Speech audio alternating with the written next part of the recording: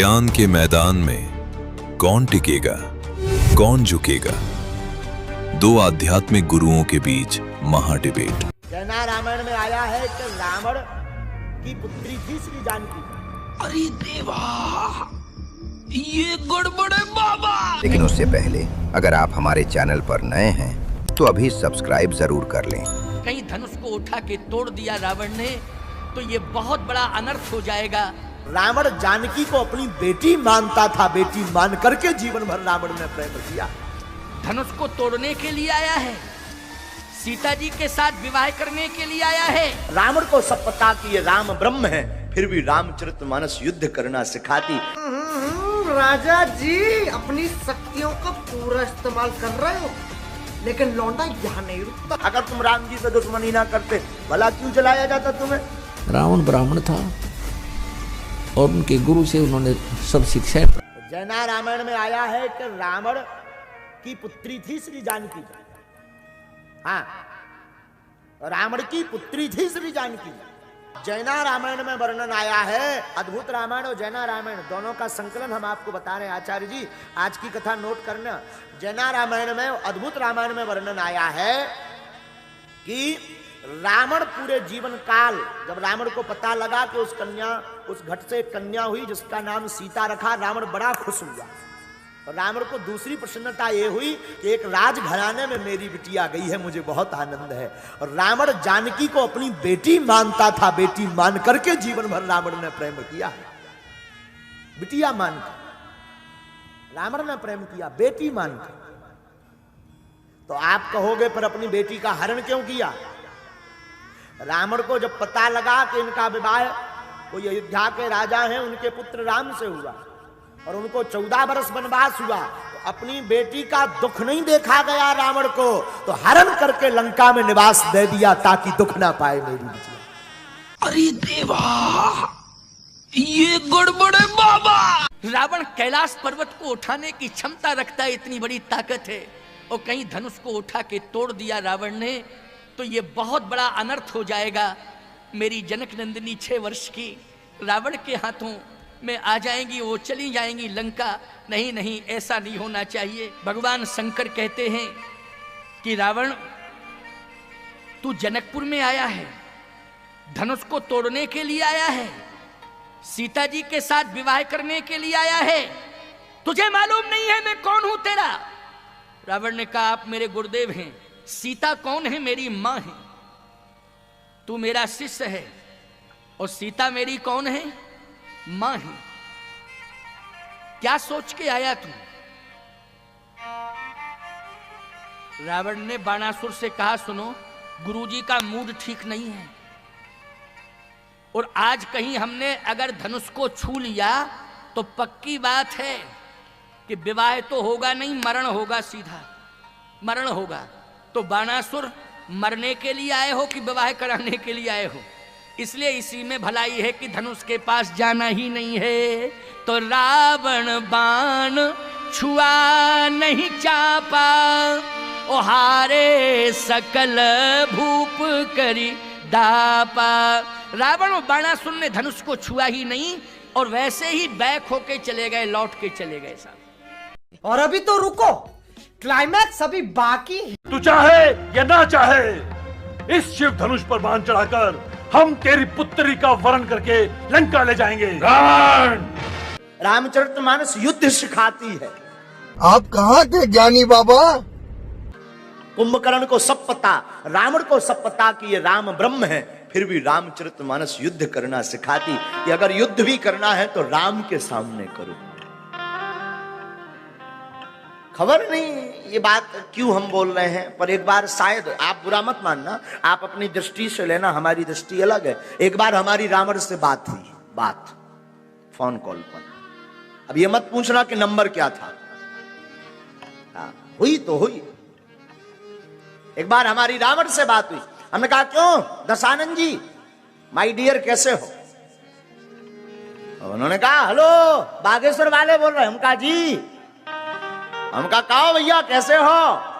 हमने बुंदेली में बात करी, रावण ने भी हमसे बुंदेली में बात की। हम तो ठीक है भैया। हद तो जा हो गई कि साउंड में फटर फटर हो गो। हमने कहा भाई साहब 10 ही मुंह से बोल रहे का? बोला हाँ। हमने कहा 9 लॉक करो, 1 से बोलो।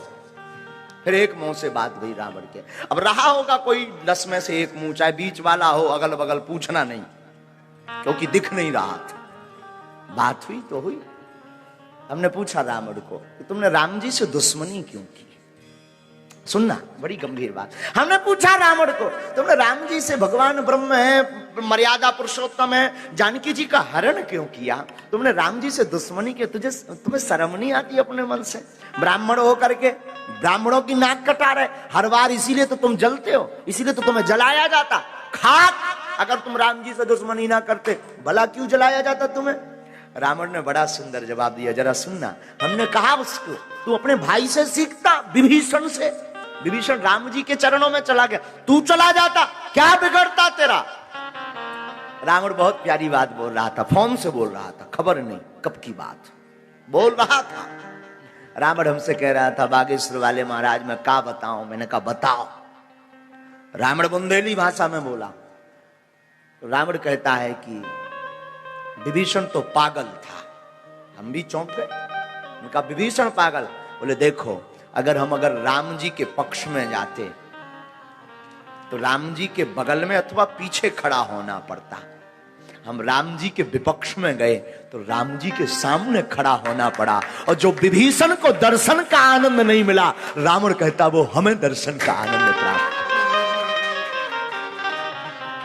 इसलिए रावण कहता हमने दुश्मनी ली। अब ये मत पूछना कि कॉल डिटेल दिखाओ, दिखा नहीं सकते, पर बात हुई। हाँ, बात हुई है, और 10 मुंह से हुई, दशानन से। तो रावण सब जानता। मरना अगर सीखना है तो रामायण सुनो, रामायण पढ़ो भैया। युद्ध करना सीखना है तो रामायण पढ़ो। गुरु सेवा करनी है तो रामायण पढ़ो। पत्नी का धर्म क्या होना चाहिए तो रामायण पढ़ो। गुरु का धर्म क्या होना चाहिए तो रामायण पढ़ो। पिता का धर्म क्या होना चाहिए तो रामायण पढ़ो। संत का धर्म क्या होना चाहिए तो रामायण पढ़ो। और दुश्मनी हो तो कैसी हो और कैसे निभाना चाहिए तो रामायण पढ़ो। दोस्तों, अभी आपने सुने कुछ आध्यात्मिक जानकारों के विचार। अब आइए सुनते हैं संत रामपाल जी महाराज के गहन और आध्यात्मिक विचार। इसका कारण ये नकली संत हैं, ये तत्व ज्ञानहीन नीम हकीम जो संत गुरु बने बैठे हैं, ये मंडलेश्वर, ये इसका मुख्य कारण है। क्योंकि इन्होंने सदग्रंथों को समझा नहीं और हमारे को गलत रास्ता दे दिया। और श्रद्धालु गुरु जी के बताए अनुसार सिर धड़की बाजी लगा देता है, क्योंकि वो चाहता है कि मेरा कष्ट निवारण हो, मुझे जो टारगेटेड वस्तु मिले, मेरी उद्देशित वस्तु मिले। यही कारण था कि रावण को उसके नीम हकीम गुरु ने राक्षस बना दिया। रावण ब्राह्मण था और उनके गुरु से उन्होंने सब शिक्षाएं प्राप्त की। उन्होंने गुरु जी के आगे ये इच्छा रखी कि मैं राजा बनना चाहता हूं और सब सुविधाएं हो मेरे पास। तो रावण के गुरु ने बता दिया कि भगवान शिव, ये तमोगुण शिव, ये सर्वेश्वर है, महेश्वर है, मृत्युंजय है, कालज्य है और रिद्धि और सिद्धि के ये दाता हैं। ये आपको बहुत धन दे सकते हैं यदि ये प्रसन्न हो गए तो। और बताया कि वेदों में इसी की महिमा है। वेदों को प्रत्येक प्राणी सत्य मानता है और वेदों के आधार से कोई बताता है कि ये वेदों में ऐसा लिखा है, आप ऐसे कीजिए, तो हम उसको शास्त्र अनुकूल साधना जानकर करते हैं और करनी भी चाहिए। लेकिन वो नीम हकीम गुरु समझ नहीं सके कि वेदों में शिव और शंभु किसके लिए संबोधित है। अब वहाँ वेदों में जो शिव है वो परम अक्षर ब्रह्म की तरफ है और शंभु का अर्थ भी यही होता है, जो एक शंभु होता है, एक स्वयंभू होता है। स्वयंभू तो परमेश्वर जो कभी जन्म नहीं लेते वो स्वयंभू हैं, यानी स्वयं ही प्रकट है। और शंभु का अर्थ होता है जो सुखदायी भगवान हो। तो हम वेदों के अनुसार से जैसे अपने बच्चों के नाम लिख लेते हैं, रख लेते हैं, ऐसे ही इस काल के पुत्र तमोगुण शिव को भी हम उस परम अक्षर ब्रह्म की संज्ञा लेकर के संबोधित करने लगे इन नीम हकीम गुरुओं के कारण। तो रावण को बता दिया गया कि इसकी पूजा करने से और घोर तप करने से ये प्रसन्न होगा। अब जैसा भी गुरुजी ने बताया था, रावण ने सिर धड़की बाजी लगा दी। अपने भगवान शंकर को खुश करने के लिए यहाँ से गर्दन भी चढ़ा दी, यहाँ से काट के अपनी तलवार ऐसे मार के और चढ़ा दिया।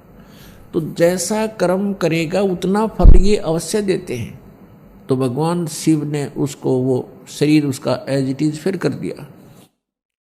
ऐसे 10 बार उसने शीश दिए और 10 ही बार उसको जीवित कर दिया भगवान शिव ने। इतनी शक्ति इन भगवानों में है कि जब तक जीव के सांस हैं और इन परिस्थितियों में यदि कोई उसको ऐसा कुछ होता है तो ये उसको स्वस्थ कर सकते हैं। स्वस्थ का मतलब ये नहीं कि उसके जैसे कर्मदंड के कारण कोई रोग है तो रोग नाश नहीं ये कर सकते, वो भोगना ही पड़ेगा। सिर्फ ये है कि उसके निमित्त उन्होंने ये किया तो वो एज इट इज जैसे उसको जोड़ दिया। जैसे श्री कृष्ण जी और अर्जुन गए थे मोर ध्वज राजा के घर, उनके पुत्र को आरे से चिरवा दिया, मृत्यु होगी, फिर उसको जीवित कर दिया क्योंकि उसके संस्कार थे, अवशेष थे उसके जीवन।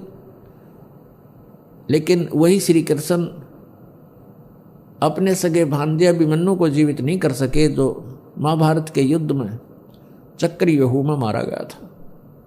सुभद्रा रो रही थी, श्री कृष्ण रो रहे थे, यानी सुभद्रा श्री कृष्ण की बहन थी, वो जीवित नहीं कर सके क्योंकि अभिमन्यु की आयु इतनी ही थी, उसका प्रारब्ध भी इतना था, इसलिए वो कुछ भी परिवर्तन श्री कृष्ण अर्थात विष्णु नहीं कर सके।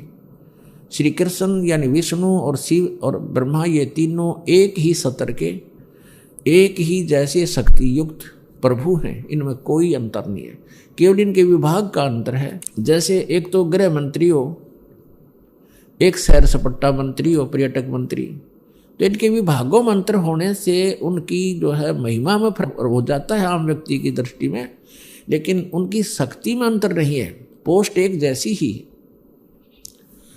तो भगवान श्री शिव जी को परम अक्षर ब्रह्म मानकर, मृत्युंजय मानकर रावण ने भक्ति की और सिद्धि मांग ली, रिद्धि मांग ली। सिद्धि आकाश में उड़ जाना, रिद्धि धन मांग लिया, दे दिया धन खूब, इतना धन दे दिया कि सोने की लंका बना ली। रावण के राज्य में लंका की मंडियों में हीरे मोती ऐसे बिका करते थे जैसे करनाल की मंडी में धान बिके, ऐसे उसके व्यापार हुआ करते थे। इतना धनी राजा हो गया, लेकिन सत साधना ना मिलने से, तत्वदर्शी संत ना मिलने से वो धरा धरा रह गया सारा उसका। वह सोने की लंका भी वहीं रहेगी, बांदर ठाए अंडे और सोने की डलिया ने बगाओ समुद्र में ठा गए और सह परिवार नष्ट हो गया और नरक में डाल दिया गया। तो पुण्यात्माओं, जब तक हमें तत्वदर्शी संत नहीं मिलेंगे हम इस मनुष्य जीवन को सफल नहीं कर सकते। तो जब हम इधर उधर जाते हैं तो वो संत हमें पहले तो कुछ क्रियाएं बताते हैं, फिर लास्ट में फाइनल कर देते हैं कि तुम्हारे कर्म का दंड तुम्हें भोगना ही पड़ेगा। अब हम परमात्मा की भक्ति किस उद्देश्य से करते हैं? जिनको कोई आपत्ति नहीं है, आपदा नहीं है, जिनके ऊपर किसी प्रकार का भी कोई संकट नहीं आया है, उनको कोई विघ्न नहीं है, तो वो भी साधना कर रहे हैं तो परमात्मा की चाह में। उनको ये भी नहीं मालूम कि हम भक्ति कर किस लिए रहे हैं, भगवान को किस लिए चाह रहे हैं, लेकिन वो पिछले संस्कार उनमें इतने प्रबल हैं कि वो कोई ना कोई भक्ति की आड़ लिए बिना रह नहीं सकते। जिनके ऊपर संकट हैं वो संकट निवारण के लिए ही परमात्मा की भक्ति करें।